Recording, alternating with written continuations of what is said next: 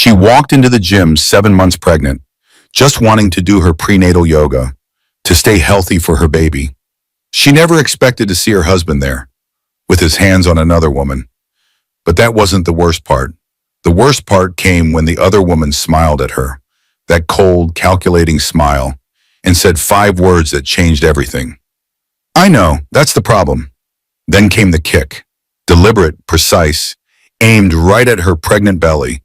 Blood on the floor, screaming, chaos, a baby fighting for survival.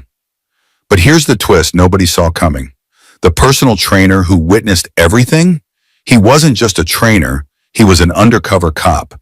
And he had the whole thing on camera. What started as a shocking assault turned into something much bigger. A conspiracy, deleted text messages, voice recordings, and a husband who knew more than he ever admitted. This is the story of a woman who refused to be a victim, of a baby who survived against all odds, and of justice that came in the most unexpected way. Stay with me, because this story has layers you won't believe. The sound of her water bottle hitting the gym floor echoed through the weight room. Then came the scream. Natalie Hayes stood frozen in the doorway of Elite Fitness, her 7-month pregnant belly leading the way like it always did now. She had come early for her prenatal yoga class, 20 minutes early, because the instructor always saved her the spot near the wall where she could lean back during the breathing exercises. But Derek's car was in the parking lot, his silver BMW that he said was in Philadelphia for a real estate conference. Her hands moved instinctively to cradle her belly. The baby kicked, a strong one right under her ribs. The familiar sound of his laugh pulled her forward, not toward the yoga studio, toward the weight area where the serious lifters worked, where Derek used to go before he got too busy for the gym.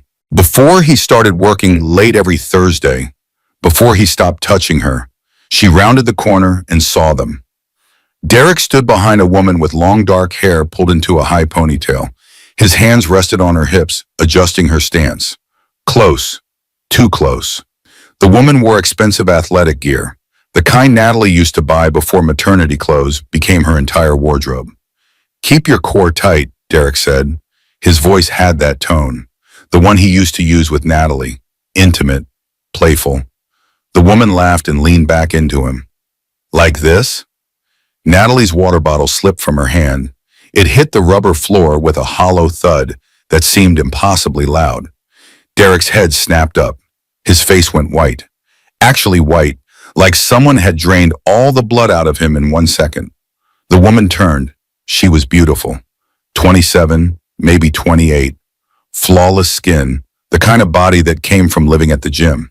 She looked at Natalie's pregnant mom and something cruel flickered across her face. "Derek?" Natalie heard her own voice, small and confused. "This is happening. This is really happening." The woman's eyes traveled from Natalie's face to her belly and back up again. Then she smiled, not a friendly smile, a knowing smile. "You must be the wife." The woman took a step forward. "He talks about you." Past tense, mostly. The baby kicked again, harder this time. Natalie's hands pressed against her stomach, protective, instinctive. "Don't!" Natalie's voice shook. "Don't! Come near me. I'm pregnant."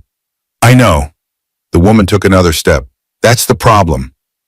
Everything happened in slow motion and too fast at the same time. The woman's leg came up, a deliberate, controlled movement, like she had practiced it. Her expensive athletic shoe connected with Natalie's rounded belly. Hard, precise, meant to hurt. Pain exploded through Natalie's abdomen. She felt herself falling backward. Her head cracked against the edge of a weight bench. The fluorescent lights above spun and blurred. Someone was screaming. It took her a moment to realize it was her. Blood. She saw blood on the floor. Her blood. The baby. Oh God, the baby. A man appeared above her, the personal trainer who was always walking around with a clipboard. He pressed his hand against her shoulder, holding her still. "Don't move. Stay still. I'm calling 911. His voice was different than she remembered. Deeper, official, like he had done this before.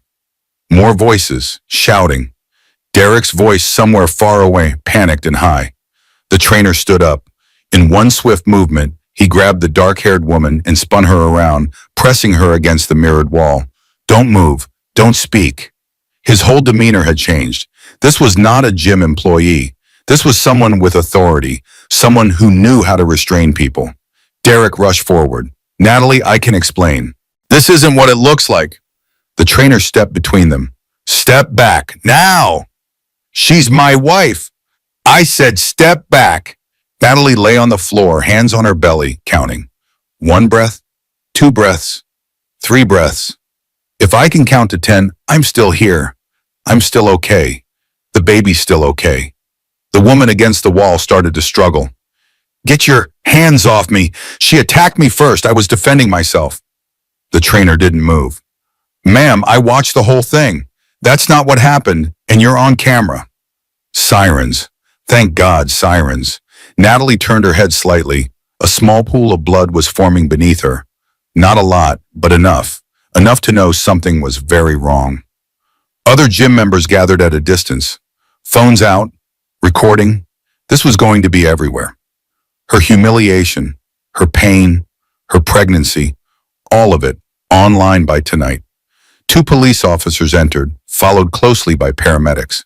The trainer spoke to them quietly, gesturing to the cameras mounted in the corners. Then he pointed to the woman. She deliberately kicked this pregnant woman in the stomach. Unprovoked assault. I witnessed the entire incident. One of the officers pulled out handcuffs. The dark-haired woman's face transformed from cruel confidence to shock. This is insane. Do you know who my father is? The officer turned her around, pulling her wrist behind her back. You have the right to remain silent. I suggest you use it. The paramedics knelt beside Natalie, a young woman with kind eyes and steady hands. I'm Sarah. I need you to stay very still, okay? We're going to check you and the baby. There's blood, Natalie whispered. I see it. We're going to take care of you. Can you tell me your name?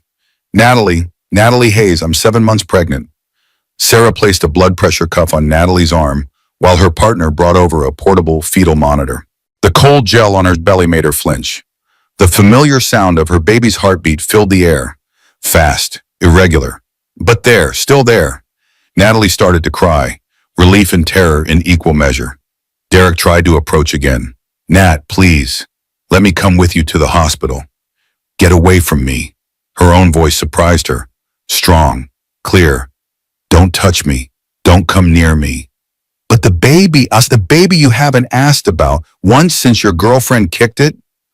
The paramedics lifted her onto a stretcher. The movement sent fresh pain through her abdomen. She gasped. Easy, Sarah said. We've got you. As they wheeled her toward the ambulance, the trainer appeared beside her. He pressed a business card into her hand. You're going to need this, he said quietly. She looked at the card. It had a name, Marcus Reeves, and underneath a phone number. Nothing else. Who are you? Someone who's going to make sure she pays for what she did. The ambulance doors closed. Through the window, Natalie saw Derek standing in the parking lot, hands in his hair, looking lost. The dark-haired woman was in the back of a police car, screaming something Natalie couldn't hear. The siren started. The ambulance pulled away, and Natalie lay there, hands on her belly, feeling her baby move. Weak movements, uncertain, like the baby was asking if everything was okay. She didn't know how to answer. The ambulance siren created a rhythm. On, off, on, off. Natalie counted the cycles. 17, 18, 19. Sarah, the paramedic, held her hand. Your blood pressure is elevated, but that's normal given what just happened. The baby's heartbeat is strong. It doesn't feel strong. 142 beats per minute. That's good for a baby under stress. They're fighting. Fighting. Her baby was fighting. The hospital appeared too quickly and not quickly enough. Emergency room doors, bright lights, too many voices at once. 30-year-old female, 7 months pregnant, blunt force trauma to abdomen. Witnessed assault, deliberate kick to pregnant belly. Possible placental abruption, visible vaginal bleeding. A new doctor appeared, older, calm. She had silver hair pulled back in a neat bun. I'm Dr. Jennifer Warren. I'm going to take care of you and your baby. Can you tell me where the pain is worst? Natalie pointed to her lower abdomen. Here, in my back. It hurts in my back. Dr. Warren's face remained neutral, but something flickered in her eyes. We're going to do an ultrasound right away. I need to see what's happening inside. They wheeled her into a dimmed room. The ultrasound machine hummed to life. More cold gel, the wand pressing against her belly. On the screen, Natalie saw her baby, moving, swimming, still alive. Talk to me about the baby's movement, Dr. Warren said. Less than before, weaker. The doctor made notes on her tablet. She moved the wand, checking different angles. Her expression gave nothing away. Natalie's phone buzzed. Derek. She declined the call. It buzzed again. She powered it off. Good, Dr. Warren said. Focus on you and your baby right now. Everything else can wait. A nurse came in. Doctor, there are 2 police officers here to take a statement. Not yet. My patient needs rest and monitoring. They can wait. Natalie wanted to kiss this woman, someone protecting her, someone putting her first. Am I going to lose my baby? Dr. Warren stopped moving the wand. She looked directly at Natalie. I don't know yet. I see some concerning signs. The placenta is showing signs of partial separation. That's called placental abruption. It means the placenta is pulling away from your uterine wall. What does that mean? It means we're going to admit you for observation, at least 48 hours. We're going to monitor you and the baby constantly. If things get worse, we may need to deliver early. But I'm only 7 months. A baby born at 7 months has an excellent chance of survival with proper care. But let's not borrow trouble. Right now, your baby is stable. We're going to keep it that way. They moved her to a labor and delivery room. Private, quiet. The constant beeping of the fetal monitor filled the silence. A knock on the door. A man in a suit entered. Not a doctor. He had a badge clipped to his belt. Mrs. Hayes, I'm Detective Chen. I need to ask you a few questions about what happened. Dr. Warren stepped between them. My patient needs rest. I understand, but we have a suspect in custody. We need her statement. Natalie sat up slightly. The woman, the one who kicked me. Who is she? Her name is Vanessa Pierce. She's been arrested for assault. Do you know her? No, I've never seen her before today. What about your husband? Does he know her? The question hung in the air. Heavy, obvious. Apparently he does. Detective Chen pulled out a small notebook. Can you walk me through exactly what happened? Natalie told him. Every detail. The parking lot, Derek's car, the weight room, the cruel smile, the kick. The trainer, Natalie said. Marcus? He saw everything. He said there were cameras. We have the footage. I've already reviewed it. It's very clear. Clear how? Clear that Miss Pierce watched you for approximately 15 minutes before approaching. Clear that her assault was deliberate and unprovoked. Clear that she intended to harm you and your unborn child. 15 minutes. She had watched Natalie for 15 minutes, waiting for the right moment. That's premeditated, Natalie said. That's what we're investigating. Another knock. This time the man from the gym entered. Marcus, but he looked different, more official. He nodded to Detective Chen. Mrs. Hayes, we haven't been properly introduced. I'm Detective Marcus Reeves with the Metro Police Department. Natalie stared at him. You're a cop? I've been working undercover at Elite Fitness for the past 3 months investigating insurance fraud. The gym owner has been running a scam with fake injury claims. I was there to document it. So you're not a personal trainer? I am. That's my cover. But I'm also a detective, and I installed additional surveillance equipment throughout the gym 2 weeks ago. He pulled out a tablet, which means I have footage of today from multiple angles, and footage from the past 3 months. He turned the tablet toward her. On the screen, she saw herself entering the gym, saw Derek and Vanessa together, saw the moment Vanessa turned and walked toward her. Marcus played it in slow motion, Vanessa's face as she lifted her leg, the deliberate aim, the force behind the kick. Natalie's hands started shaking. I need to see it again. Are you sure? I need to remember her face, exactly as it was when she chose to do this. He played it again and again. Each time, Natalie memorized another detail, the smile, the calculation, the complete lack of remorse. There's more, Marcus said. He swiped to another video. This is from 2 hours before the assault. On screen, Vanessa sat in her car in the parking lot. She was on her phone, typing, waiting. She arrived 2 hours early, Natalie said. Correct. And based on phone records we've subpoenaed, she and your husband exchanged 17 text messages during that time. Derek, he knew. He knew she was coming to the gym today. He knew Vanessa was there.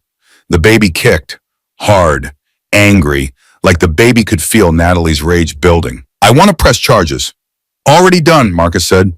She's been charged with assault and battery on a pregnant woman. That's a felony, but based on the evidence, the DA is considering upgrading the charges. To what? Attempted murder of an unborn child. The words settled over the room like snow, cold, final. Dr. Warren stepped forward. Gentlemen, my patient needs rest. No more questions today. They left, the door closed. Natalie was alone with the beeping monitor and her thoughts. She did that thing every woman does when something unbearable happens. She counted. 1 breath, 2 breaths, 3 breaths. If I can count to 10, I'm still here. I'm still okay. The baby's still okay. 10 breaths, then 20, then 30. Her phone buzzed. She had turned it back on without thinking. A text from Derek. Please, let me explain. I love you. She stared at the words, tried to find truth in them, found only lies. Another text came through, a video from an unknown number. Her finger hesitated over the delete button. Then she pressed play. The video showed Derek and Vanessa in a hotel room. Expensive sheets, champagne, his hands on her face, her laugh, that same cruel laugh from the gym.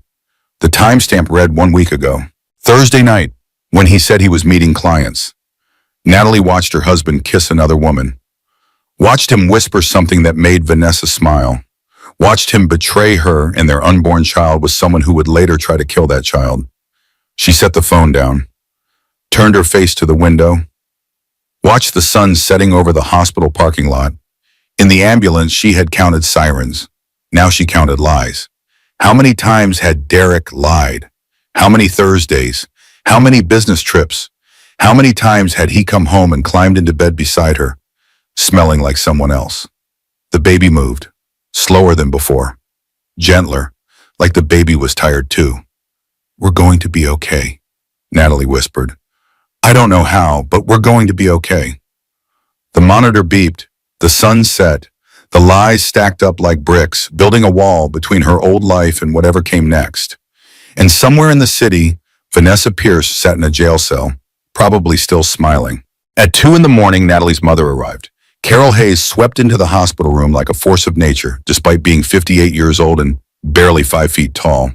Her gray hair was pulled back in the same tight bun she had worn for 30 years of teaching elementary school. She had the look of a woman who had dealt with too many misbehaving children and too much bureaucratic nonsense to be intimidated by anything. She took one look at Natalie in the hospital bed, at the monitors and IVs, and her face crumpled. Baby girl, Natalie started crying. She had held it together for the police, for the doctors, for herself, but mothers have a way of breaking through walls.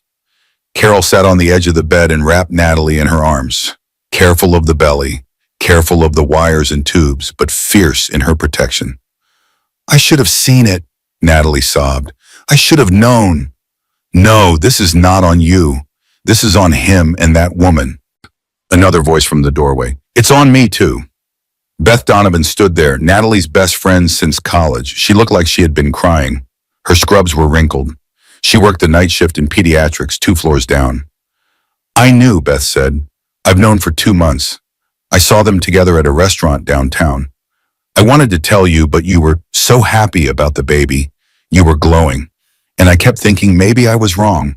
Maybe it was just dinner. Maybe you let me walk into that gym blind. The words came out harsher than Natalie intended, but they were true. Beth flinched. I know, and I'm sorry. I was scared. I was selfish. I didn't want to be the one to destroy your happiness. So you let someone else do it instead. Carol stood up. Both of you stop. This is what he wants. He wants us fighting each other instead of fighting him. She was right. Natalie knew she was right, but knowing something and feeling something were different things. How long? Natalie asked Beth. I saw them in August. It was the night of your baby shower.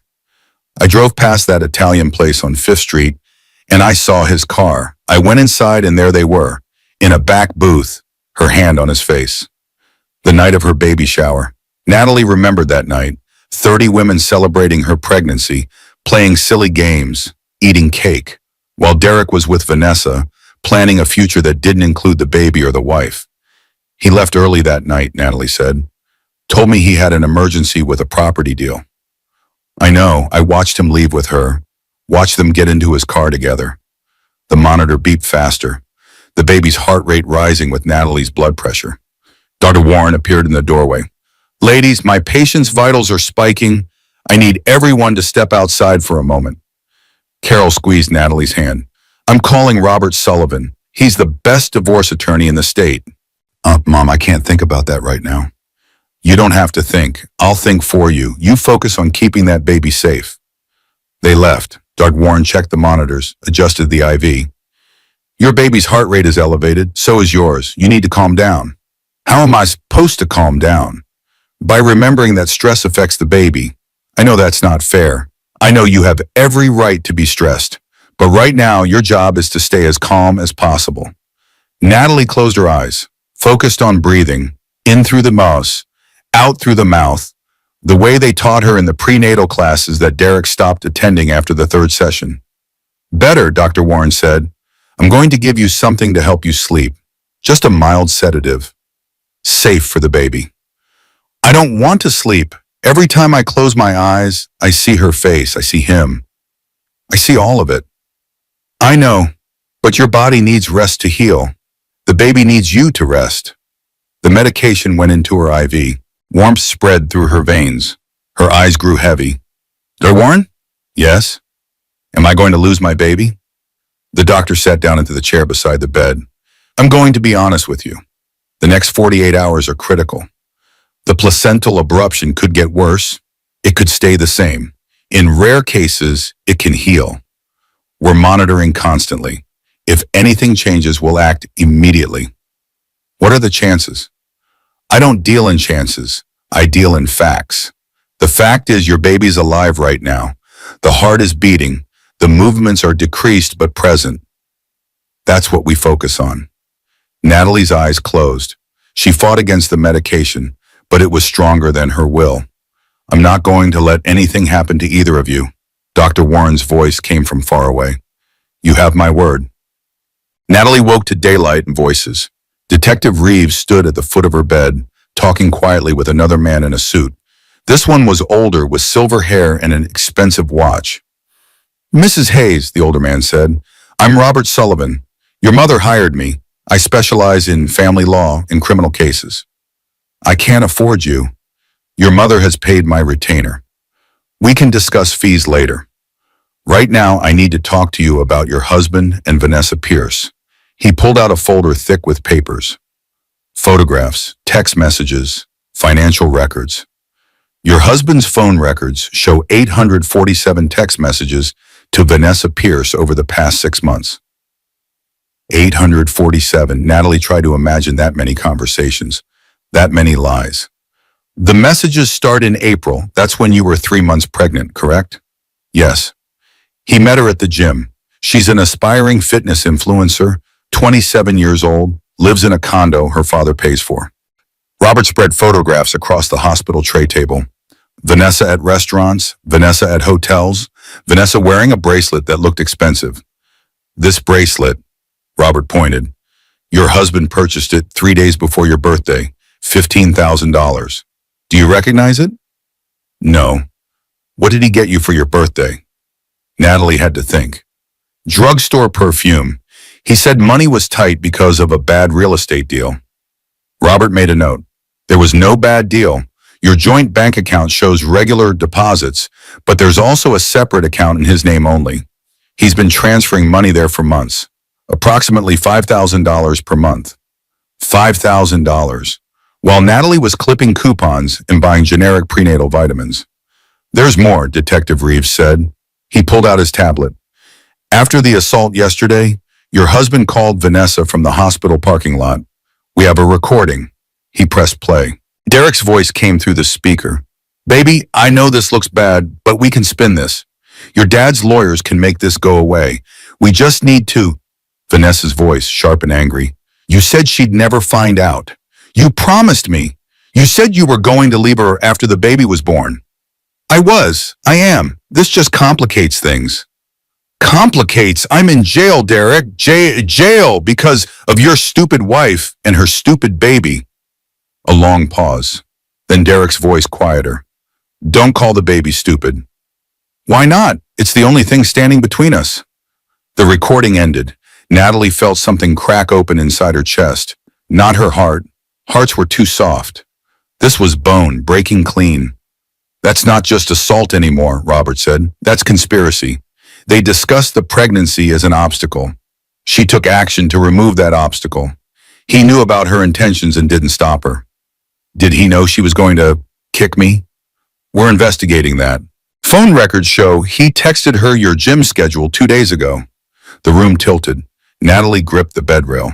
He told her where I'd be. We believe so. We're getting a warrant for his phone. If we find evidence that he explicitly planned the assault with her, he'll face criminal charges too.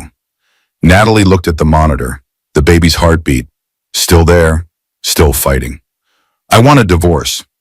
Good, Robert said. I've already started the paperwork. But first we need to protect you and your assets. Do you own your house jointly? Yes. Cars? The BMW is his. I drive a Honda. Both titles are in both names. Bank accounts? One joint checking, one joint savings. That's it. Robert made notes. We're going to freeze everything, file for a restraining order, protect your half of all assets, and we're going to make sure he pays for every single thing he's done. Carol came back in, carrying coffee and a bag from the cafeteria. The news crews are outside. It's all over the internet. Someone posted the gym video. No, Natalie's stomach dropped. Please, no. It's already viral. 12 million views and counting. 12 million people watching the worst moment of her life. 12 million people seeing her humiliation, her pain, her pregnant belly being kicked like a soccer ball. Carol set down the coffee and took Natalie's hand. Listen to me, they know this feels terrible, but those 12 million people are on your side. The comments are calling her a monster. They're calling him a coward. This isn't your shame. It's theirs. I don't want to be famous for being a victim. You're not a victim. You're a survivor. There's a difference about it. Dr. Warren entered with news. We need to do another ultrasound. The baby's movement has decreased. Everything else stopped mattering. The ultrasound room felt colder this time. Or maybe Natalie was colder. She couldn't tell anymore. Dr. Warren moved the wand slowly across her belly. The screen showed the baby in profile. Tiny nose, tiny chin, not moving. Come on, Natalie whispered. Please move.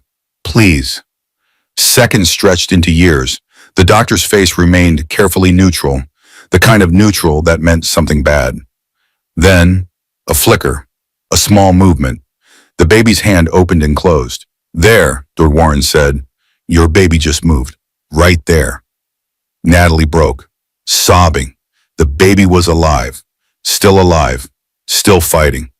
The abruption hasn't worsened, the doctor continued. That's good news, but the baby is showing signs of stress. We're going to increase monitoring, every hour instead of every 2 hours. What does that mean for delivery? If things stay stable, we wait. Every day the baby stays inside is better, but if things get worse, we deliver immediately. You're at 29 weeks now. A baby born at 29 weeks has a 90% survival rate with proper NICU care.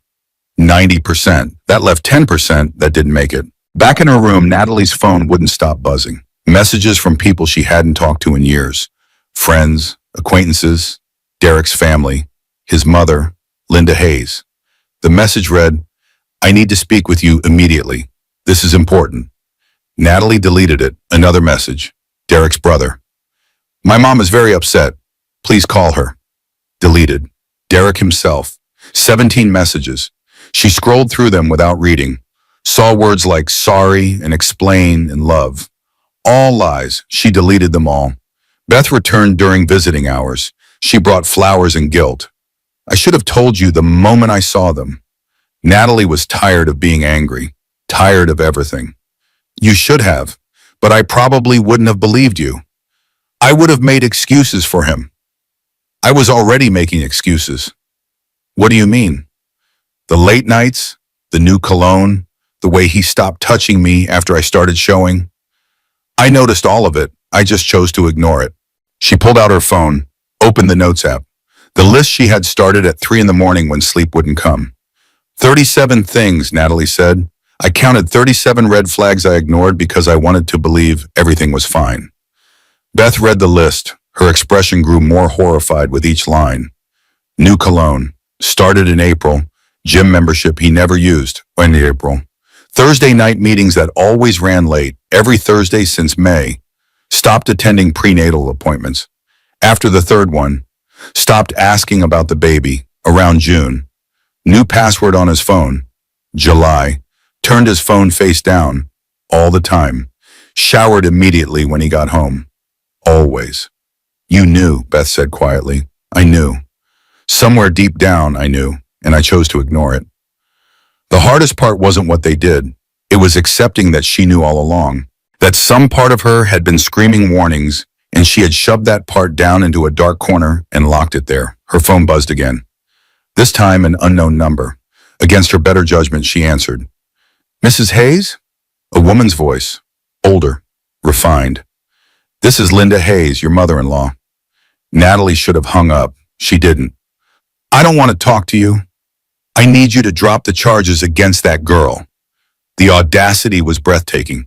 Excuse me? She made a mistake. She's young. She panicked. Derek told me everything. You confronted her first.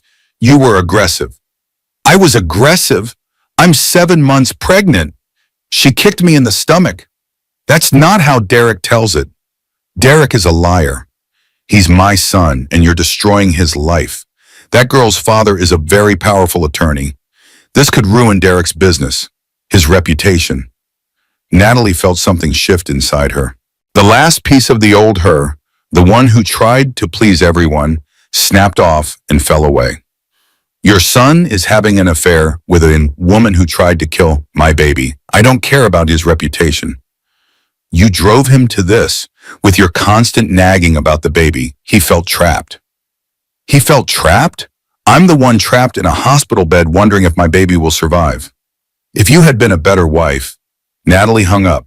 Her hands were shaking. Not from fear, from rage. The baby kicked, hard, angry, like the baby could feel Natalie's fury and approved. My baby is fighting. If this baby can fight, so can I. Daughter Warren entered for the hourly check. She took one look at Natalie's face and the blood pressure reading and frowned. What happened? My mother-in-law happened. Is she here? No, she called, told me I should drop charges against the woman who kicked me because I was a bad wife. Dr. Warren's expression hardened. Would you like me to put her on the no-visitor list? Yes, her and anyone else from Derek's family. Done. The doctor made a note in her tablet. Mrs. Hayes, I need you to understand something. Stress like this can harm the baby. I know you can't control what other people do or say, but you can control who has access to you. You are allowed to protect yourself. You are allowed to say no. I've never been good at saying no. Start practicing. Your baby needs you strong. After the doctor left, Natalie sat in the dim room, listening to the monitor beep, counting the baby's heartbeats. 140, 142, 145. She opened her phone, typed 3 words in the browser search bar. How to file for divorce while pregnant. Deleted it, typed it again. Deleted it again. Type, delete, type, delete, type. This time she pressed search. The results loaded, articles about filing while pregnant, advice columns, lawyer websites. All of it suddenly, terrifyingly real. She didn't delete the search this time. Instead, she took a screenshot, saved it to a folder called New Life. Then she texted Robert Sullivan. I'm ready. File the papers. His response came immediately. Already done. He'll be served tomorrow. Tomorrow, Derek would be served with divorce papers tomorrow. The old Natalie would have felt guilty, would have worried about his feelings, would have tried to protect him from consequences. The new Natalie, the one being born in this hospital room alongside her baby, felt nothing but grim satisfaction. A knock on the door. Marcus Reeves entered, carrying his tablet. I have an update. Vanessa Pierce posted bail this morning. $50,000. Her father paid it within an hour of the arraignment. Natalie's heart sank. She's out? She's out, but there's a no contact order. She's not allowed within 100 yards of you. She's wearing an ankle monitor, and she's been ordered to surrender her passport. What are the actual charges? Right now, assault and battery on a pregnant woman, but the DA is reviewing the evidence for additional charges. The text messages between her and your husband are particularly damning. He showed her his tablet. Screenshots of messages between Derek and Vanessa. From Derek, she's at yoga Tuesday and Thursday mornings, 9:30. From Vanessa, perfect. I'll be there. 2 days before the assault, Derek had given Vanessa Natalie's schedule. Is this enough for conspiracy charges? The DA thinks so, but we need more. We need proof that they explicitly discussed harming you or the baby. Will you find it? I'm going to try. Vanessa's lawyer scrubbed her social media, but nothing is ever really deleted. We have forensic specialists recovering deleted messages and posts. Marcus paused. There's something else. Your husband withdrew $20,000 in cash from your joint savings account yesterday. After the assault, or $20,000, their emergency fund, the money they had saved for the baby's college fund. Can he do that? Legally, yes, it's a joint account. But your lawyer is freezing all remaining accounts as of this morning. He can't touch anything else. Natalie felt numb. How much more could one person take before they just shattered completely? I need to ask you something, Marcus said, and you don't have to answer if you're not ready. But did your husband ever express any negative feelings about the pregnancy? The question hung in the air. Heavy, complicated. He was happy at first, Natalie said slowly. When I told him I was pregnant, he cried, good to tears. But then what? Around the second trimester, he changed, got distant, started working more. He said he was stressed about money, about being a father. I thought it was normal. Everyone says pregnancy is hard on marriages. Did he ever say he didn't want the baby? Natalie thought back, tried to remember exact words, exact moments. Once, I was 5 months along. I was excited because I had just felt the baby kick for the first time. I grabbed his hand, wanted him to feel it too. He pulled away, said he wasn't ready, said everything was moving too fast. What did you say? I laughed it off, told him ready or not, the baby was coming. He didn't laugh. He just stared at my belly like it was something alien. Marcus made notes. Did his behavior change after that? Yes, he stopped touching me completely, moved to the guest room, said I snored because of the pregnancy, but I think he just couldn't stand looking at me. The words came out before she could stop them. The ugly truth she had been hiding even from herself. He didn't want this baby, and now his girlfriend tried to get rid of it for him. We're going to prove that, Marcus said. We're going to prove all of it. After he left, Natalie lay in the dark. The baby moved. Small, gentle movements. Like the baby was tired but still there, still holding on. She pressed her hands to her belly, felt the shape of a tiny foot pushing against her palm. I'm sorry, she whispered. I'm sorry I didn't protect you better. I'm sorry I brought you into this mess. But I promise you, I'm going to fix it. I'm going to make sure you're safe, even if it means burning down everything I thought my life was supposed to bump. The baby pushed back. One strong kick, like a response, like the baby understood. Natalie closed her eyes. Tomorrow, Derek would be served. Tomorrow, the legal battle would begin. But tonight, in this quiet room, it was just her and the baby. 2 fighters, 2 survivors. Tomorrow could wait. Morning came with news crews in the parking lot and a process server in the hospital lobby. Derek was served with divorce papers outside his office building at 9:15. Natalie knew because Robert Sullivan sent her a photo. Derek standing on the sidewalk, staring at the papers like he couldn't understand what they said. How do you feel? Carol asked. She had spent the night in the reclining chair beside Natalie's bed. I don't know. Empty, maybe, or full. I can't tell the difference anymore. Her phone buzzed. A video message from an unknown number. She almost deleted it. Then she saw the thumbnail, a hotel hallway. She pressed play. The video showed Derek and Vanessa entering a hotel room, laughing, his hand on her lower back. The timestamp read 1 week ago, last Thursday, when he said he had a late client meeting. The video continued, room service arriving, champagne. Then the camera angle changed. Someone had recorded through the window from an adjacent building. She watched her husband kiss another woman. Watched him whisper something that made Vanessa laugh. Watched him betray her and their baby in high definition. Natalie set the phone down carefully. She didn't cry. She was past crying. Who sent that? I don't know. Carol picked up the phone. It's from a burner app. Could be anyone. Another message came through. This time, financial documents. Derek's credit card statements. Highlighted charges. Tiffany's. $15,000. The bracelet. The Ritz. Multiple nights. Always Thursdays. Nobu. Expensive dinners. Designer boutique. Women's clothes. Size small. 3 days before Natalie's birthday, Derek had bought Vanessa a $15,000 bracelet. 3 days later, he gave Natalie $20 perfume from CVS. I'm going to be sick. Carol grabbed the basin just in time. Morning sickness had never been this bad. This was pure rage expelled through her body.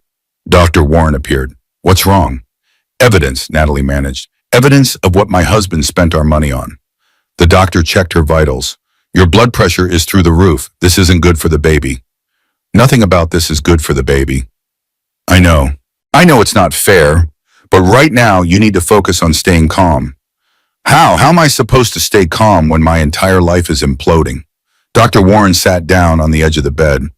By remembering that stress affects the baby more than the divorce, more than the betrayal, more than anything Derek has done. The baby doesn't understand any of that. The baby only understands your stress hormones flooding through the placenta. She was right. Natalie hated that she was right. I'll try to remedy. Don't try do. For the next 48 hours, your only job is to keep that baby safe. Let your lawyer handle Derek. Let the police handle Vanessa.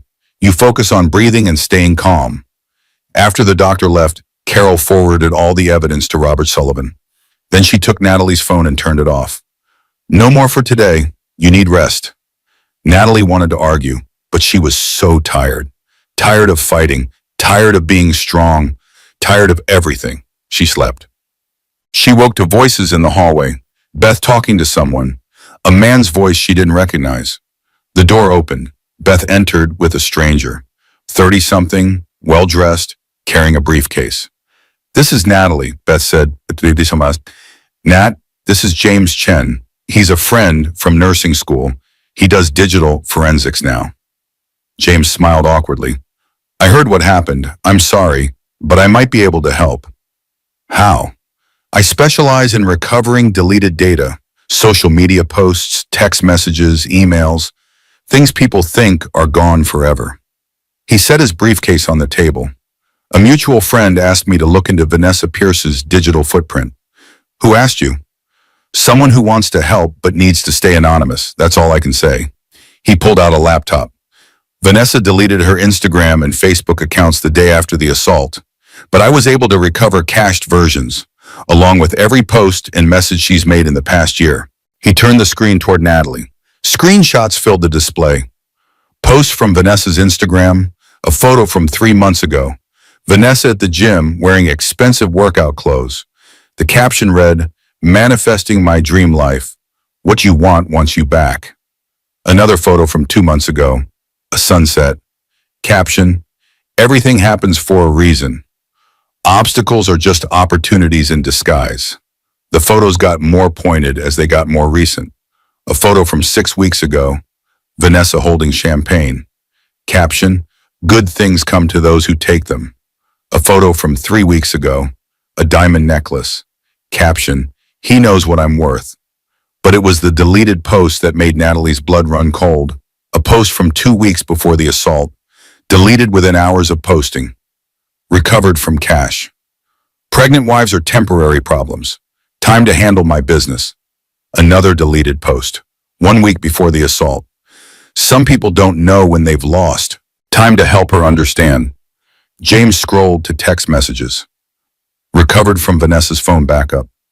Messages between Vanessa and her best friend, a woman named Stephanie. Stephanie, is he really going to leave him? Vanessa. He says he will after the baby is born, but that's months away. I'm not waiting. Stephanie. What are you going to do, Abu? Vanessa. Fix the problem. She goes to yoga at that gym every Tuesday and Thursday. I'm going to make her regret ever marrying him. Stephanie. V, that sounds crazy. You can't just... Vanessa. Watch me. The timestamp. 2 weeks before the assault. She planned it, Natalie said. She planned the whole thing. Yes, James said, and she told multiple people about it.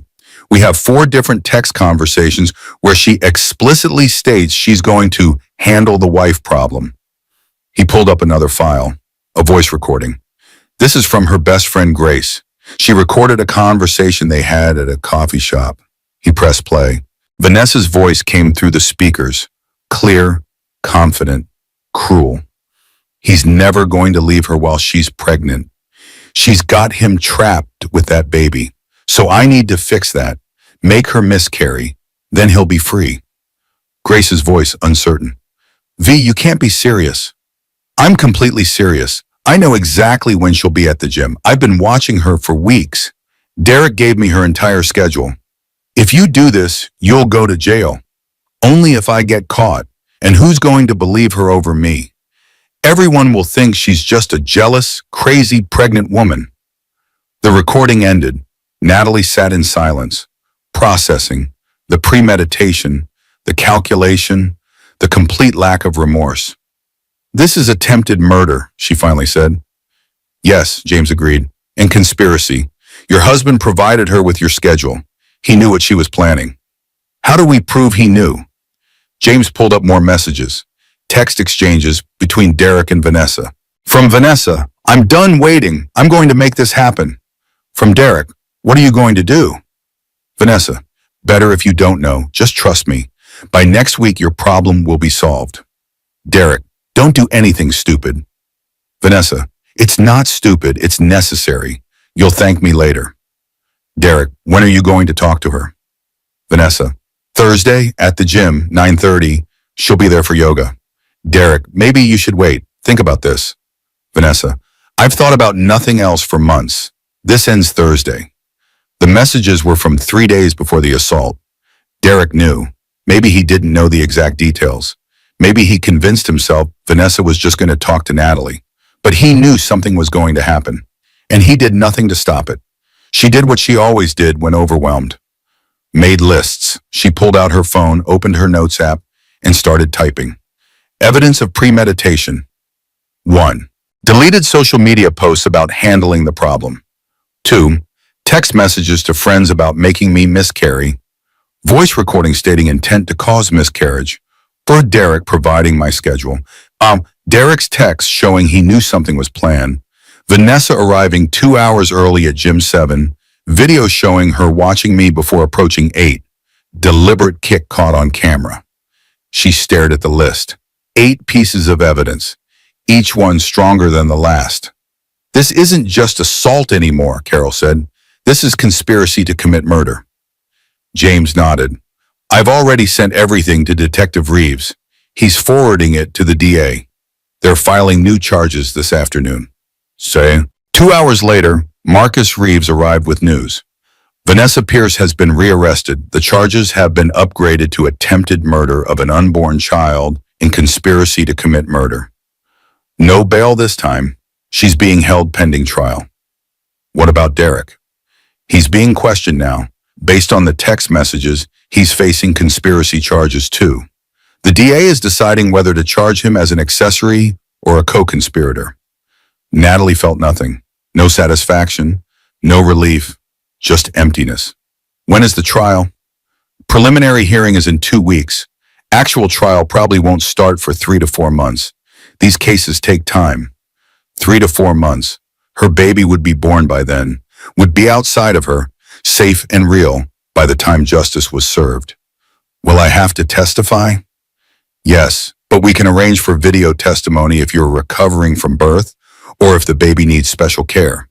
The baby kicked, strong and deliberate, like a reminder that the baby was still there, still fighting. Marcus hesitated. There's one more thing. Vanessa gave a statement to her lawyer. She's claiming self-defense. says you attacked her first and she was just protecting herself. That's a lie. I know, we have video proving it's a lie, but her lawyer is going to put you on trial too. They're going to say you were the aggressor, that you were jealous and unstable. Let them, Natalie said. Let them try. I have the truth. I have evidence. I have witnesses. What do they have? A very expensive lawyer and a narrative that some people will want to believe. Carol stood up. Then we make sure everyone knows the real story. We fight back. We don't hide. Natalie looked at her mother, at Beth, at Marcus, at James. All these people fighting for her, believing in her. She had ignored 37 red flags. She had let Derek lie to her for months. She had walked into that gym completely unprepared for what was waiting. But she wasn't that person anymore. That person had died on the gym floor. This new version, the one growing alongside her baby, was stronger, angrier, done with being nice. File the charges, Natalie said, against both of them. I want them to pay for everything they've done. Marcus smiled. Already done. The next morning, Derek's lawyer called. Natalie didn't take the call. Robert Sullivan did, with Natalie listening on speakerphone. My client is willing to offer a very generous settlement in exchange for dropping the criminal charges and moving forward with an amicable divorce. Robert's laugh was cold. Your client doesn't get to negotiate. He's facing criminal conspiracy charges. And my client isn't interested in his money. She's interested in justice. Mr. Sullivan, let's be reasonable. Derek made some mistakes, but he never intended for anyone to get hurt. He provided his pregnant wife's schedule to his mistress, who then used that information to assault her. That's not a mistake. That's conspiracy. The text messages are ambiguous at best. There's no proof Derek knew what Vanessa was planning. Then let a jury decide. A pause. Then the lawyer's voice harder now. You're making a mistake. My client has resources. He can drag this out for years, tie up all assets, make sure your client gets nothing.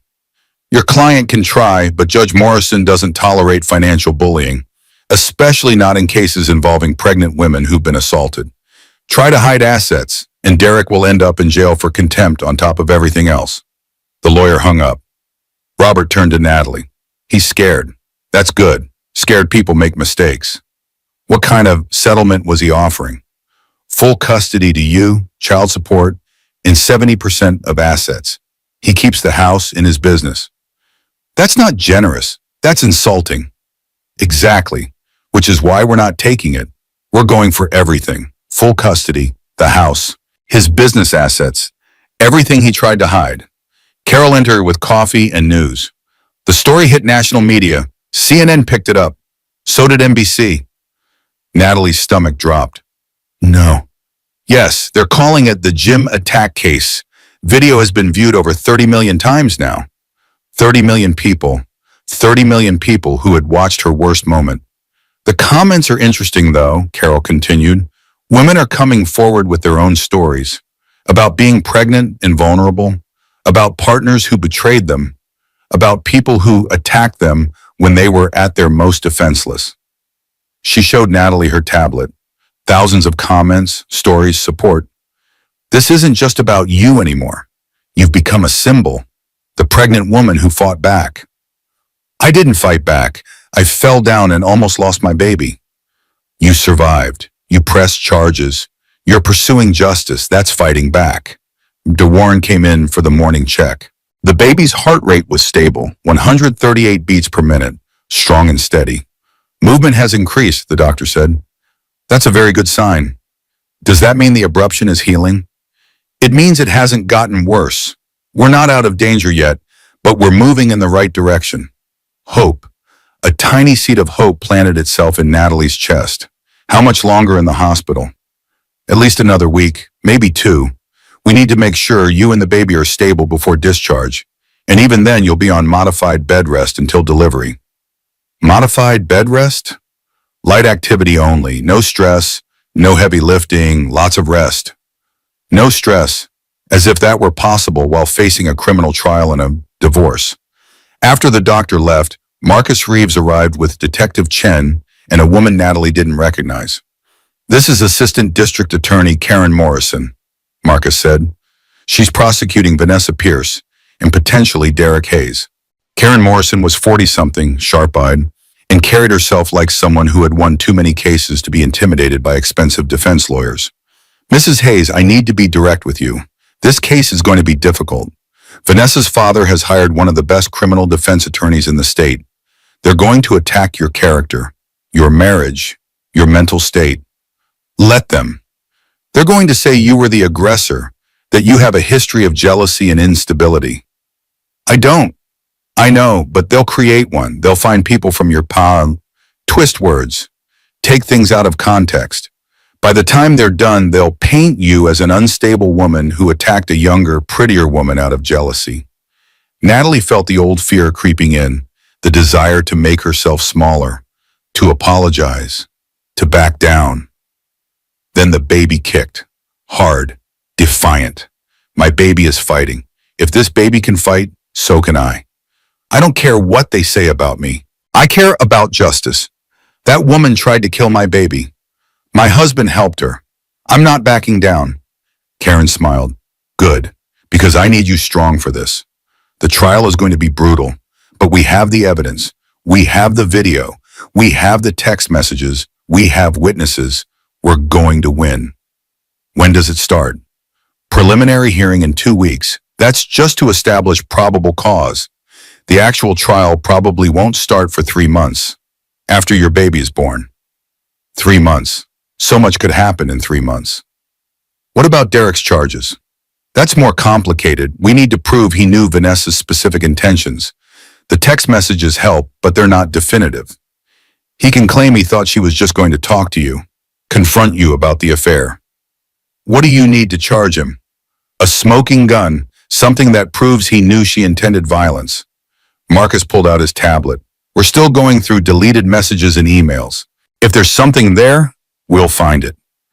After they left, Natalie sat in the quiet room. The baby moved, regular movements now, like the baby was settling back into a rhythm.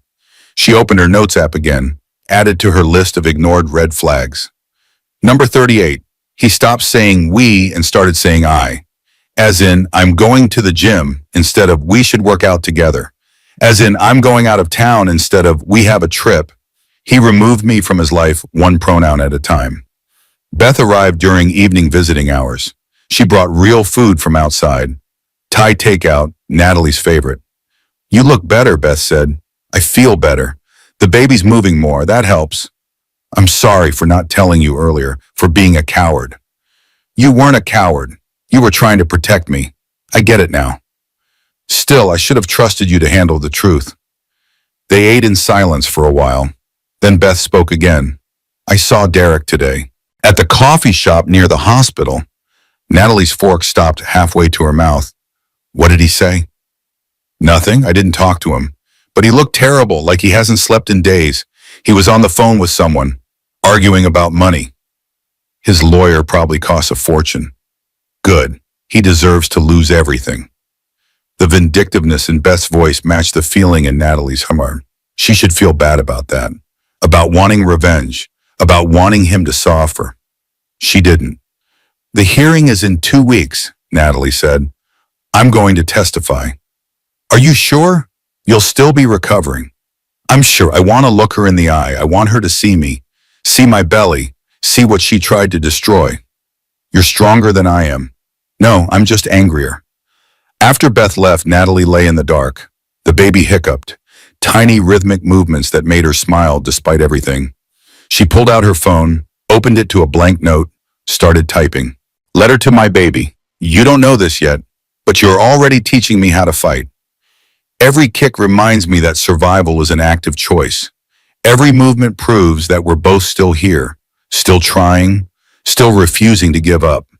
Your father doesn't deserve to know you. The woman who tried to hurt you will pay for what she did. And I will spend the rest of my life making sure you grow up knowing that you are wanted, loved, protected. We're going to make it through this. Together. She saved the note, titled it Hope, because that's what she'd decided to name her daughter. Hope. A name that meant exactly what it said. A name that promised a future worth fighting for. Outside, the sun set over the hospital parking lot. Somewhere in the city, Vanessa sat in jail. Derek sat in his empty house. And Natalie lay in her hospital bed, hands on her belly, counting down the days until justice. Day 5 in the hospital. Natalie woke at 2 in the morning to contractions. Not the gentle Braxton Hicks she had been having for weeks. Real contractions. Sharp. Purposeful. Too early. She pressed the call button. Dr. Warren arrived within minutes. The on-call team followed. Monitors, examinations. Urgent voices trying to sound calm. The contractions are regular, every 7 minutes. We're going to give you medication to stop them. What if it doesn't work? Then we prepare for delivery. 29 weeks and 4 days. The baby was supposed to have 11 more weeks. 11 weeks to grow lungs and brain and strength. The medication went into her IV. Cool, clinical, her last hope in a bag of clear liquid. Carol appeared in the doorway, pulled from sleep by the nurse's call. What's happening? Contractions. They're trying to stop them. Her mother took her hand, squeezed. You're going to be okay. Both of you. The contractions continued, 5 minutes apart, 4 minutes, 3. Warren's face showed the first crack in her professional composure. Get the OR ready. If this doesn't slow down in the next 30 minutes, we're delivering. 30 minutes. Natalie had 30 minutes to keep her baby inside, to give the baby 30 more minutes of safety. She closed her eyes, focused on breathing, in through the nose, out through the mouth, just like prenatal class, just like they taught her before everything fell apart. The baby moved, weak movements, like the baby was tired too. Stay in there, Natalie whispered. Just a little longer, please. 15 minutes passed, the contractions slowed, 6 minutes apart, 7, 8. Dr. Warren exhaled. It's working. 25 minutes. The contractions stopped. We're not out of danger, the doctor said, but we've bought some time. Time, that's all any of them had. Small increments of borrowed time. The sun rose. Natalie hadn't slept. Carol sat in the chair beside the bed, holding her hand. Neither of them spoke. Words felt too heavy. At 9 in the morning, Robert Sullivan arrived. Derek was arrested this morning. Natalie's eyes opened. What? They found more text messages, deleted messages between him and Vanessa from the day of the assault. He pulled out his tablet.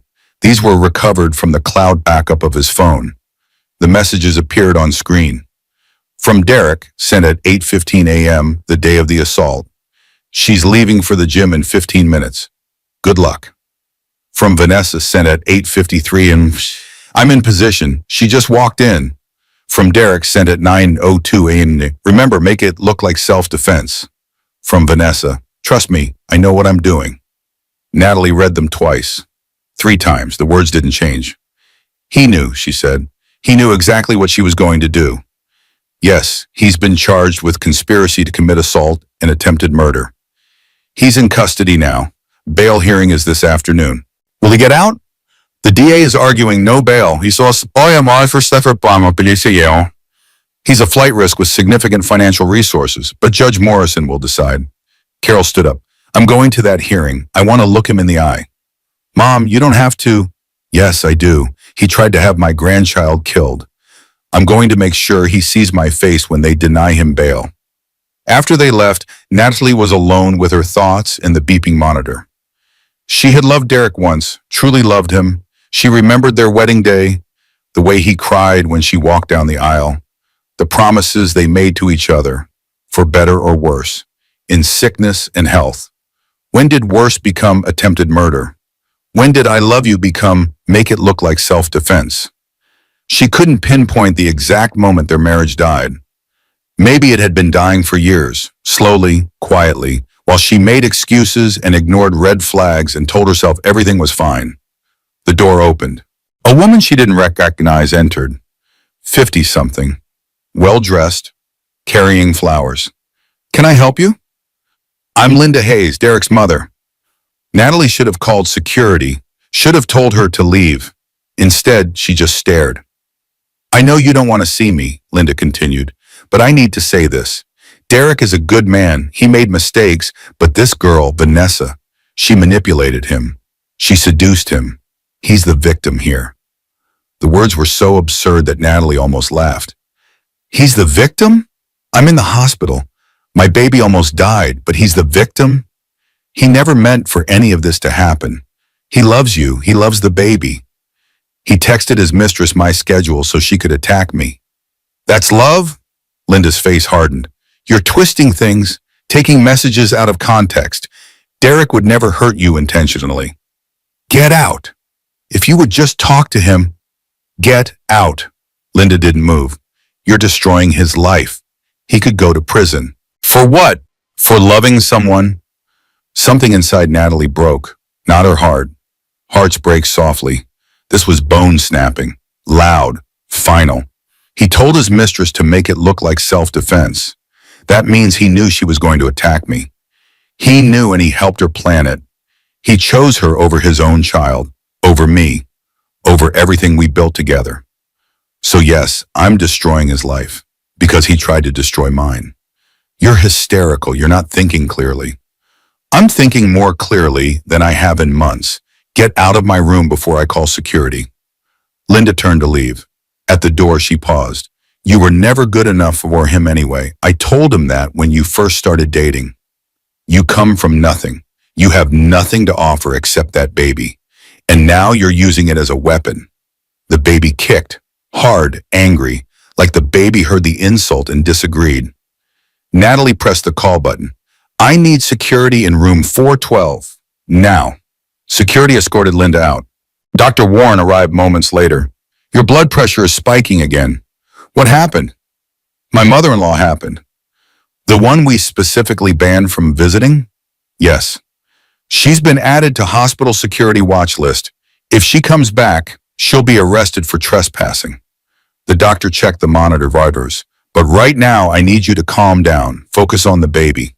Natalie closed her eyes, tried to find calm in the chaos, but all she could feel was rage. Rage at Derek for his lies. Rage at Vanessa for her cruelty. Rage at Linda for her audacity. Rage at herself for not seeing it sooner. But underneath the rage, deeper and darker, was vulnerability. Raw and terrifying. What if she lost the baby anyway? What if all this fighting was for nothing? What if she ended up alone with empty arms and a broken heart? The thoughts spiraled. 3 a.m. thoughts in the middle of the day. What if? What if? What if? She did what she always did when overwhelmed. She reorganized her hospital drawer, sorted the chapstick, the hand sanitizer, the hair ties, everything in perfect order. If she could control this one small space, maybe she could control something. Anything. The baby hiccuped, rhythmic, soothing, a reminder that life continued even in chaos. Beth arrived during her lunch break. She took one look at Natalie and knew. Dark place? The darkest. Tell me. And Natalie did. Told her about the 3 a.m. thoughts, the what-ifs, the fear that even if the baby survived, she would be alone forever, that no one would ever love her again, that Derek had been right to choose someone else because she was lacking in some fundamental way. That's bullshit, Beth said flatly. Is it? Yes, you're in a hospital bed because your husband's mistress tried to kill your baby. You're fighting criminal charges and a divorce while pregnant and traumatized. You're allowed to have dark thoughts, but those thoughts are lies. They feel true. I know, but feelings aren't facts. The fact is, Derek is a coward who chose the easy road. The fact is, Vanessa is a criminal who hurt you because she's cruel. The fact is, you're surviving something that would destroy most people. That doesn't make you lacking. That makes you extraordinary. Natalie wanted to believe her, wanted to feel extraordinary instead of broken. I'm so tired, Beth. I'm tired of being strong. I'm tired of fighting. I'm tired of pretending I'm okay when I'm barely holding on. Then stop pretending. Be not okay. Be tired. Be broken, but don't give up. They sat in silence. Beth held Natalie's hand. The monitor beeped. The baby moved. Life continued. Carol returned from the bail hearing at 4 p.m. Denied. Derek's bail was denied. He's being held until trial. On what grounds? Flight risk, danger to you and the baby. The judge said anyone who would conspire to harm his own child is too dangerous to be released. Justice. Small, imperfect, but justice nonetheless. How did he look? Terrible, like he hasn't slept. His lawyer tried to argue that he has business obligations. The judge didn't care, said the business can wait, justice can't. Natalie felt nothing, no satisfaction, no relief, just emptiness. The hardest part isn't what they did, it's accepting that I knew. Somewhere deep down, I knew. And I chose to ignore it. That night, alone into the dark, Natalie wrote another letter to Hope. Today, your grandmother called you a weapon. She doesn't understand that you're not a weapon. You're a reason to keep fighting, a reason to demand better, a reason to stop accepting less than I deserve. Your father is in jail now. He'll probably stay there for a while. I don't know how to explain that to you when you're old enough to ask. How do I tell you that the man who helped create you also tried to destroy you? But I'll figure it out, because that's what mothers do. We figure it out. We protect. We survive. Starting over feels impossible, but staying feels worse. She saved the letter, turned off the light, lay in the darkness listening to her baby's heartbeat on the monitor. 140 beats per minute. Strong, steady, fighting. If the baby could fight, so could she. 2 weeks later, Natalie sat in a wheelchair outside the courtroom.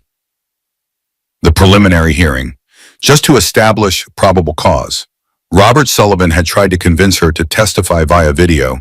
She refused. I need to look at her. I need her to see me. The baby was 31 weeks now. Every day had been a victory. Every kick a celebration. Dr. Warren had reluctantly cleared her for this one trip with conditions. 2 hours maximum. If you feel any contractions, any pain, anything at all, you leave immediately. Understood? Understood. Carol pushed the wheelchair. Beth walked beside them. Robert Sullivan led the way. The courthouse was packed. Media everywhere. Cameras, reporters, all wanting a piece of the story. Pregnant woman testifies against attacker. Mistress on trial for assault. Love triangle turns violent. Love triangle, as if this was some romance novel instead of attempted murder. Security cleared a path. They entered through a side door to avoid the crowd. Inside the courtroom, Natalie saw Derek for the first time since the gym. He sat at the defense table wearing a suit, looking thin and pale. Their eyes met. He looked away first. Vanessa sat at her own defense table. Designer suit, perfect makeup, hair professionally styled. She looked like she was attending a business meeting, not a hearing for attempted murder. When Vanessa saw Natalie, she smiled. Small, cruel, the same smile from the gym. Natalie's hands went to her belly, protective. The baby kicked in response. All rise, Judge Morrison entered.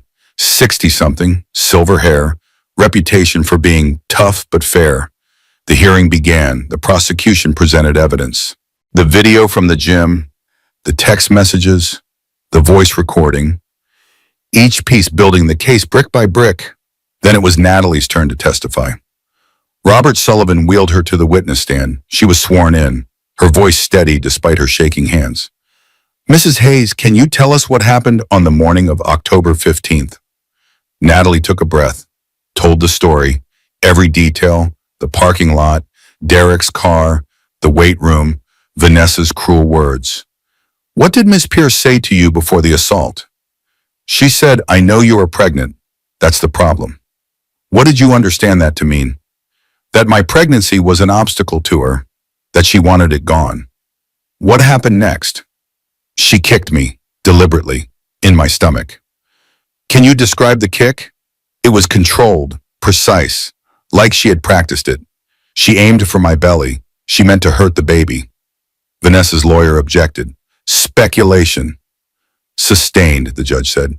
The witness will testify only to what she observed, not to the defendant's intent. Natalie continued. The kick was hard. I felt pain immediately. I hit my head, started bleeding. Were you afraid? Yes, I was afraid I was going to lose my baby. Did you provoke Ms. Pierce in any way? No, I saw her with my husband. I was shocked, but I didn't approach her. She approached me. Vanessa's lawyer stood for cross-examination. Expensive suit. Practiced smile.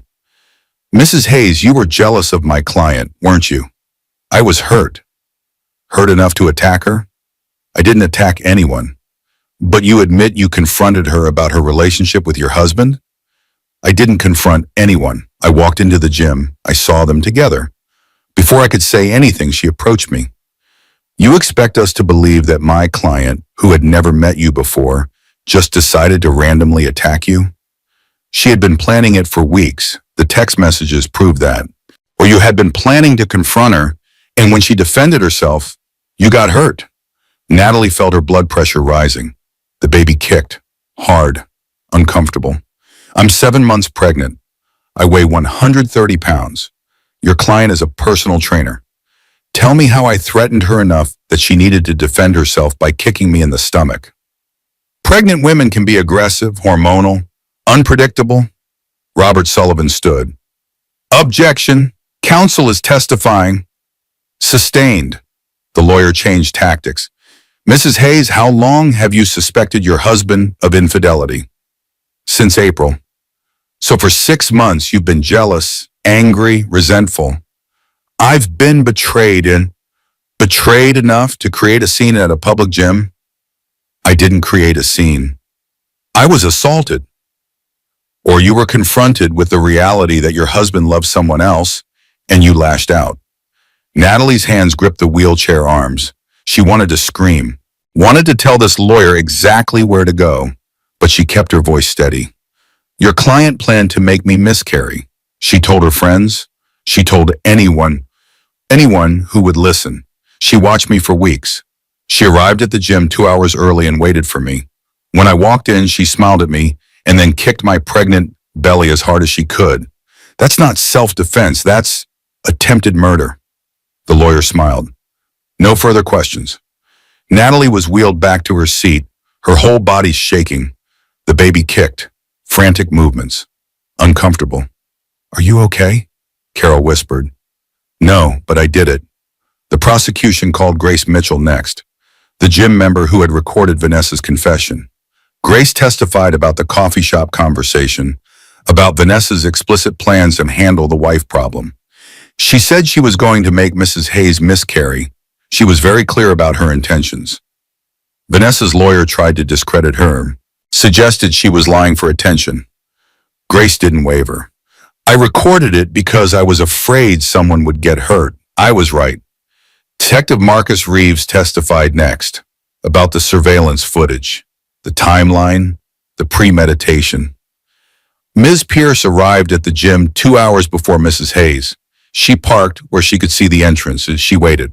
When Mrs. Hayes arrived, Ms. Pierce watched her for 15 minutes before approaching. This was not a chance encounter. This was planned. The final witness was James Chen, the digital forensics expert. He testified about the deleted messages, the social media posts, the digital trail Vanessa thought she had erased. In my professional opinion, Ms. Pierce spent weeks planning this assault. She documented her intentions multiple times. She discussed it with friends. She researched pregnancy and miscarriage. She knew exactly what she was doing. After 3 hours of testimony, Judge Morrison spoke. I've heard enough. There is clear and convincing evidence of probable cause. This case will proceed to trial. Ms. Pierce will remain in custody without bail. Mr. Hayes' case will be heard separately next week. The gavel struck. Vanessa's face went white. No, this isn't fair. He said he loved me. He said... Her lawyer silenced her. But the damage was done.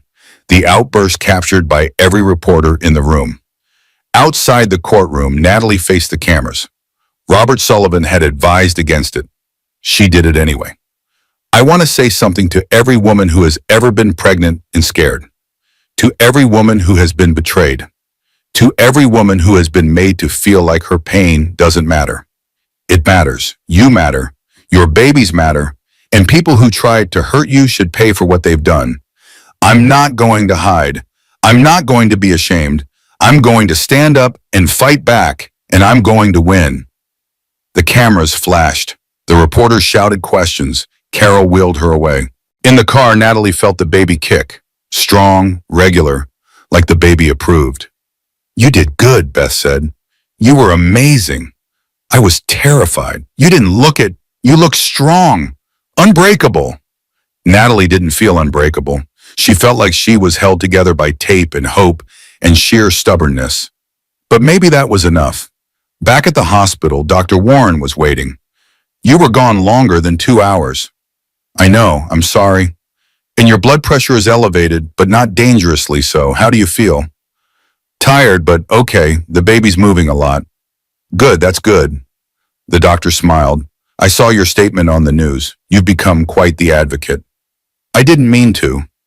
Sometimes we become what we need to be, not what we intended to be.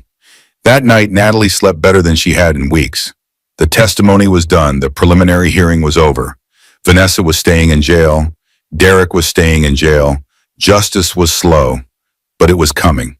And in the meantime, Natalie had a baby to prepare for, a new life to build, a future that didn't include the man who betrayed her or the woman who tried to destroy her. She opened her notes app, added one more line to her list of evidence. Number 9, my own testimony, my own voice, my own truth. Then she opened a new note, started a different kind of list.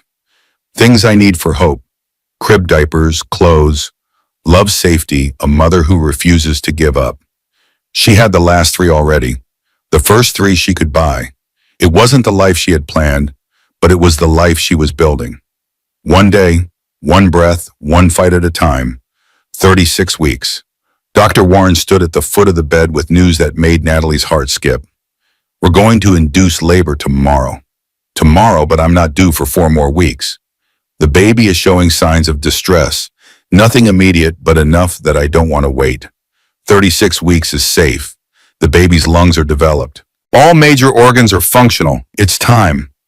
Tomorrow. Her baby would be here tomorrow. Natalie's hands went to her belly. The baby kicked back. Strong, defiant, ready or not. What time? 6 a.m. We'll start the induction process. Could take 12 hours. Could take 24. Every labor is different. After the doctor left, Natalie sat in the quiet room, processing. Tomorrow she would meet her daughter. Tomorrow, hope would be real. Outside, separate. Her own person. Carol arrived with dinner from Natalie's favorite restaurant. Real food, last meal before the hospital's clear liquid diet. How are you feeling? Terrified, excited, both. That's normal. I felt the same way before you were born. Did you know Dad would leave? The question surprised them both. Carol set down her fork. No, I thought we would make it work. But after you were born, he changed, got distant, started working more. 6 months later, he was gone. I always thought I'd do it differently. Have the perfect marriage, the perfect family. There's no such thing as perfect. There's just doing your best with what you've got. What I've got is a baby, a divorce, and 2 people facing criminal charges. What you've got is strength, courage, and a daughter who's going to grow up knowing her mother fought for her. Beth arrived with baby clothes, tiny sleepers, impossibly small socks. I can't believe she'll fit in these. She will, barely, but she will. They spent the evening organizing the baby's things, folding clothes, arranging supplies, normal things that felt extraordinary given everything else. At midnight, Natalie couldn't sleep. She walked the hospital halls, IV pole in tow, counting her last hours of pregnancy. A nurse found her at the window overlooking the parking lot. Can't sleep? Tomorrow changes everything. It does, but you're ready. How do you know? Because you're here, walking, preparing. You didn't give up when most people would have. That's how I know you're ready. Back in her room, Natalie wrote her final letter to Hope before the birth. Tomorrow I meet you. Tomorrow you become real in a way that's both terrifying and beautiful. I don't know what kind of mother I'll be. I don't know if I'll do everything right, but I know I'll love you with everything I have. Your father is in jail. Your grandmother tried to blame me for his choices. The woman who tried to hurt you is facing trial. But none of that matters tomorrow. Tomorrow is just you and me, starting our life together. I'm ready. I think. Maybe. Ready or not, here we come. 6 a.m. arrived too quickly and not quickly enough. Dr. Warren and the nursing team prepped her for induction. By 4. Monitors, medication to start contractions. This could take a while, the doctor said. Get comfortable. Rest when you can. The medication started working around 9 a.m. Mild contractions, uncomfortable but manageable. By noon, the contractions were stronger. Natalie focused on breathing. Carol held one hand. Beth held the other. 2 p.m., 3 p.m., 4 p.m. The contractions intensified. Natalie's world narrowed to the space between each wave of pain. "You're doing great," the nurse said. "Progressing nicely." At 6 p.m., Dr. Warren checked again. "You're at 8 centimeters. Almost there. 8 centimeters. 2 more to go. 2 more centimeters between her and meeting her daughter." The door opened. Marcus Reeves stood in the hallway. "I'm sorry to interrupt, but Derek escaped custody." Everything stopped. "What?" "During transport to court for his hearing this morning, he overpowered the guard. He's been missing for 7 hours. Carol stood. "He wouldn't come here. He wouldn't dare. We have security posted outside the room. He won't get near you, but I needed you to know."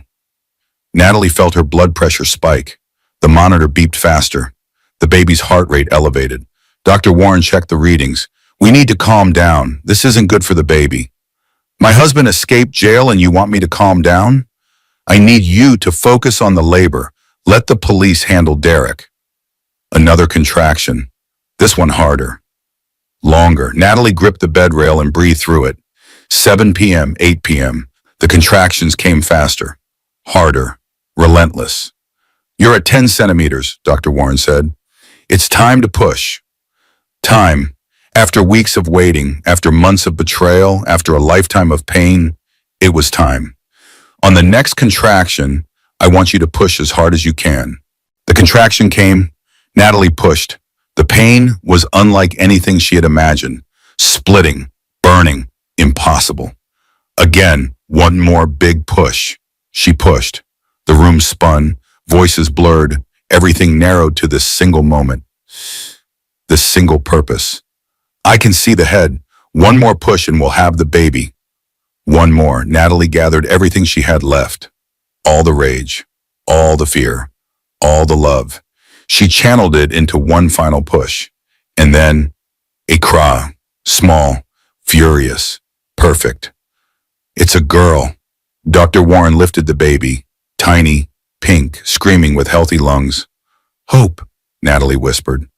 "Her name is Hope." They placed the baby on Natalie's chest, warm, wet, real. Hope looked up with unfocused eyes. Her tiny hand wrapped around Natalie's finger. "You survived. We both survived." Carol cried. Beth cried. The nurses cried. Even Dr. Warren's eyes were wet. Hope weighed 5 pounds, 9 ounces, 17 inches long. Perfect APGAR scores. Healthy despite everything. "She's beautiful," Carol said. "Absolutely perfect." Natalie counted fingers, counted toes, counted the miracle of her daughter breathing and crying and existing despite everyone who had tried to prevent it. A commotion in the hallway, shouting, "Security." Marcus burst in. "He's here. Derek is in the hospital. We're searching now." Dr. Warren moved the baby to the warming table. "Lock this room. No one in or out except security and medical staff." The door locked. Natalie held Hope, her newborn daughter, less than an hour old. And somewhere in the hospital, Derek was looking for them and, "He's not going to get near her," Natalie said. "I won't let him." 10 minutes of chaos, then Marcus returned. "We have him. He was in the parking garage, trying to figure out which floor you're on. He's back in custody." Double guard this time. Relief flooded through Natalie. Hope started to fuss. That newborn cry that meant nothing and everything. "She's hungry," the nurse said. "Want to try nursing?" Natalie held her daughter to her breast. Hope latched immediately. Strong, determined, a fighter from the start. "You're a natural," Beth said. "Or she is." They moved Natalie to a recovery room. Private, quiet, security posted outside. Carol and Beth left to let Natalie and Hope rest, alone with her daughter for the first time. Hope slept in her arms, making small sounds, tiny movements, existing in the world. Natalie took a selfie, just her and Hope. No wedding ring, no husband, no trauma in the frame. Just a mother and daughter, starting over, together. She sent it to her lawyer with a caption. "The woman they tried to destroy, the baby they tried to kill, still here, still fighting." Robert Sullivan responded immediately. "She's beautiful. You're both warriors." That night, Natalie didn't sleep. She watched Hope breathe, counted each breath like a blessing. Her daughter was here. Real. Safe. Derek was back in custody. Vanessa was awaiting trial. Justice was coming. But right now, in this moment, none of that mattered. Right now was just Natalie and Hope, mother and daughter. Survivors. Hope stirred, opened her eyes, looked at Natalie with that unfocused, newborn stare. Hi, baby girl. I'm your mom. I know the world is scary. I know there are people who wanted to hurt you, but I promise I will spend every day of my life making sure you're safe, making sure you're loved, making sure you know that you were wanted, you were fought for, you were worth everything. Hope yawned, tiny, perfect, then settled back into sleep. Natalie closed her eyes, held her daughter close, and for the first time in months, she felt something other than fear or rage. She felt hope. 6 weeks later, Natalie sat in the courtroom with Hope sleeping in her arms. The trial had lasted 3 weeks.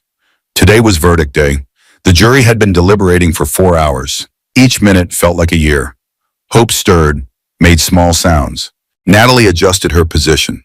The baby settled. You don't have to be here, Robert Sullivan said. We can call you when the verdict comes in. I need to be here. I need to see her face when they read it. Vanessa sat at the defense table, still perfectly dressed, still perfectly composed. But something had changed. Her confidence had cracked. Natalie could see it in the way she gripped the table, in the way her eyes darted to the jury box. The trial had been brutal. 3 weeks of testimony, of evidence, of Vanessa's lawyer trying to paint Natalie as an unstable, jealous wife. But the evidence was too strong. The video, the text messages, the voice recordings, the witnesses. Grace Mitchell had testified about Vanessa's plans. James Chen had presented the deleted messages. Marcus Reeves had shown the surveillance footage from multiple angles. And Natalie had testified again, with Hope in her mother's arms in the gallery, every word true, every detail precise. The prosecution's closing argument had been devastating. This woman planned to end a pregnancy, not with words, not with persuasion, with violence. She researched miscarriage. She discussed her plans with friends. She stalked the victim. She waited for the perfect moment, and then she kicked a pregnant woman's stomach as hard as she could. That's not self-defense. That's attempted murder. Vanessa's lawyer had tried, argued diminished capacity, argued heat of passion, argued that Vanessa was manipulated by Derek. The jury hadn't bought it. Now they were deciding her fate. The bailiff entered. The jury has reached a verdict. Natalie's heart pounded. Hope slept on, oblivious. The jury filed in. Natalie tried to read their faces. Impossible. Has the jury reached a verdict? The foreman stood. We have, Your Honor. On the charge of attempted murder of an unborn child, how do you find the defendant? Guilty, Vanessa gasped. Her father, sitting in the front row, dropped his head into his hands. On the charge of assault and battery on a pregnant woman, how do you find? Guilty. On the charge of conspiracy to commit murder, how do you find? Guilty. Guilty. On all counts, Vanessa stood. This isn't fair. He said he loved me. He said we would be together. He promised. Her lawyer tried to quiet her. She pushed him away. You don't understand. I did this for us, for our future. He wanted the baby gone too. He told me to do it. Judge Morrison banged the gavel. Miss Pierce, you will control yourself or be removed from this courtroom. Vanessa turned to Derek, who sat at a separate defense table for his own trial. Tell them you wanted this. Tell them it was your idea. Derek looked away, cowered to the end. Security escorted Vanessa out, still screaming, still blaming everyone but herself. Judge Morrison addressed the courtroom. Sentencing will take place in 2 weeks. The defendant will remain in custody until that time. 2 weeks. Then Vanessa would learn how many years she would spend in prison. Derek's trial started the next day. It lasted 1 week. The text messages were his downfall. Make it look like self-defense. Those 6 words destroyed any chance of acquittal. His lawyer argued he never explicitly told Vanessa to hurt Natalie, that he thought they were just going to talk. The jury didn't believe him. Guilty, conspiracy, witness tampering, insurance fraud from the gym scheme Marcus had been investigating. 7 years, with possibility of parole after 4. Vanessa's sentencing came 2 weeks later. Judge Morrison was not lenient. Ms. Pierce, you planned and executed an attack on a pregnant woman with the specific intent of causing a miscarriage. You showed no remorse, no empathy, no understanding of the gravity of your actions. The court must consider the safety of the community and the need for punishment. She paused. The courtroom held its breath. On all charges combined, I sentence you to 15 years in the state penitentiary. You will be eligible for parole after 8 years. You are also ordered to pay restitution to the victim for all medical expenses and emotional damages. 15 years. Vanessa would be 42 when she got out. She didn't scream this time, just stared straight ahead. Blank, defeated. Outside the courthouse, Natalie faced the cameras one final time. Hope bundled in her arms. I want to say something to every woman who's been betrayed, to every mother who's had to fight for her child, to everyone who's been told their pain doesn't matter. It matters. You matter. And justice, real justice, is possible. It's slow, it's hard, it's painful, but it's possible. A reporter shouted a question. What's next for you? I'm starting a support center for women leaving abusive relationships, for pregnant women who need protection, for anyone who needs help getting out. I'm using the settlement money from my divorce, turning pain into purpose. What will you tell your daughter about her father? Natalie looked down at Hope, 6 weeks old, growing stronger every day. I'll tell her the truth, that her father made terrible choices, that he chose poorly, but that she was wanted by me, loved by me, protected by me, and that sometimes losing people who hurt us is actually gaining freedom. 1 year later, the Hope Center opened in downtown Portland. 3 stories, 20 beds, 24/7 hotline, legal services, childcare, everything a woman needed to leave and start over. Natalie stood at the ribbon-cutting ceremony with Hope on her hip, 1 year old, walking, talking, thriving.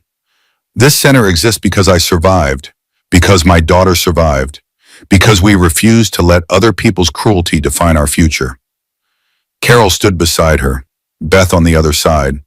Marcus Reeves was there too. They had become friends, real friends, built on trauma but sustained by mutual respect. Grace Mitchell was there. She had become an advocate too, speaking at high schools about recognizing abuse. The center opened.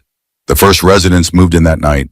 Women with children, women pregnant and scared, women running from men who promised to love them and then hurt them. Natalie met each one, told them her story, showed them hope. You're going to make it. I know it doesn't feel like it now, but you're going to make it. To him. 18 months after the assault, Natalie sat in the park with Hope.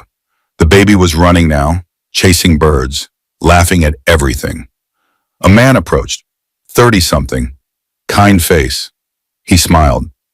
Is this seat taken? Natalie's first instinct was fear.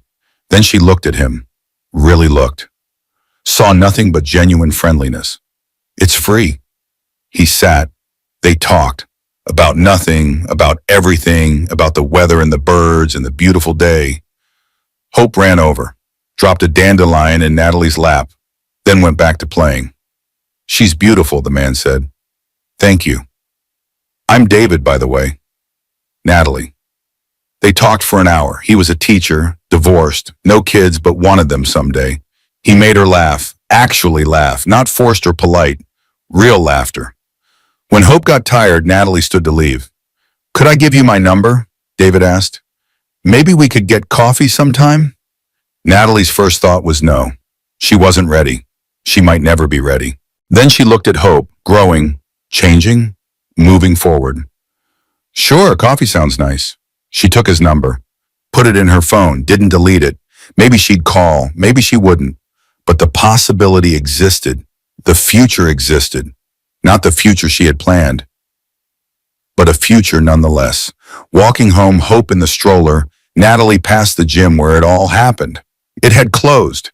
The insurance fraud investigation had shut it down. She didn't feel sad, didn't feel angry, just felt distant, like it happened to someone else in another lifetime. She used to think the worst thing that could happen was losing the life she'd built.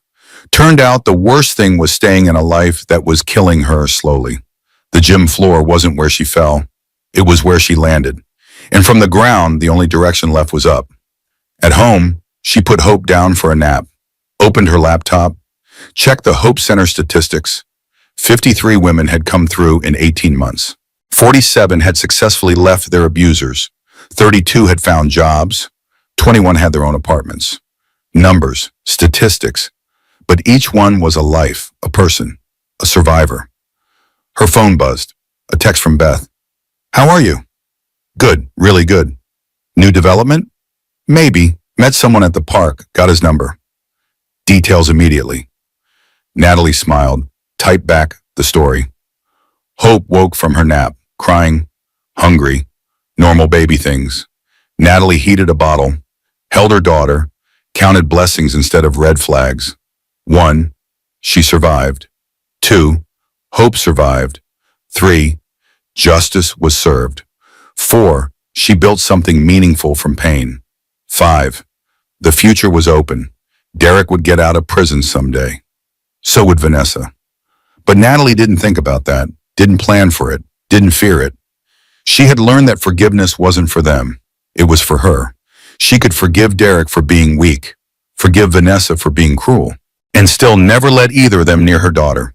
Forgiveness and boundaries weren't opposites. They were partners. That night, Hope asleep in her crib, Natalie wrote one final letter. Dear Hope, you're 18 months old now. You won't remember any of this. The gym, the hospital, the trial, the pain. That's good. You get to start fresh, without the weight of what happened before you were born. But someday when you're older, I'll tell you the story. Not to scare you, not to make you afraid, but to show you that we're both fighters, that we survived something terrible and came out stronger. Your father made choices that hurt us. The woman he loved made choices that almost killed us. But we're still here, still thriving, still building a life worth living. I don't know what your future holds. I don't know if I'll meet someone new, if you'll have siblings, if we'll always be just the two of us. But I know we'll be okay, because we've already survived the worst. Everything else is just details. I love you, more than I knew it was possible to love another person. You saved me as much as I saved you. We saved each other. Love, Mom. She saved the letter, added it to the collection she was building. Stories for Hope. Truth for later. Outside, the sun set over Portland. Inside, Hope slept peacefully, unaware of the battles fought for her, unaware of the justice served in her name. Natalie sat in the quiet house, listening to her daughter breathe, counting blessings, planning futures. The gym floor had been rock bottom. The hospital had been survival. The courtroom had been justice. This, right here, right now, this was victory. Not the victory she had imagined, not the life she had planned, but a life nonetheless, a good life, a life worth fighting for. Hope stirred in her sleep, made small sounds, settled back into dreams, and Natalie smiled, because the future, uncertain as it was, held possibility, held hope, and that was enough. So that's Natalie's story, from the gym floor to the courtroom, from victim to survivor to warrior. I want you to think about something. How many red flags have you ignored in your own life? How many times have you made excuses for someone who didn't deserve them? Natalie counted 37 red flags before everything fell apart. But she's not alone. So many of you have similar stories. I see them in the comments every single day. If this story resonated with you, if it made you feel something, do me a favor. Hit that like button. Not for me to find, but for every woman who's ever felt invisible in her own marriage. For every mother who's had to fight for her child. And if you know someone who needs to hear this story, share it with them. Sometimes we need to see someone else's strength to find our own. Drop a comment and tell me, what would you have done in Natalie's situation? Would you have pressed charges? Would you have fought back? I read every single comment, and I want to hear your thoughts. And if you're new here, welcome. Subscribe to this channel because I share stories like this every week. Real stories, raw stories, Stories about women who refused to stay down. Remember, the gym floor wasn't where Natalie fell, it was where she landed. And from the ground, the only direction left was up. Thank you for listening. Thank you for being here. And remember, you're stronger than you think. I'll see you in the next story.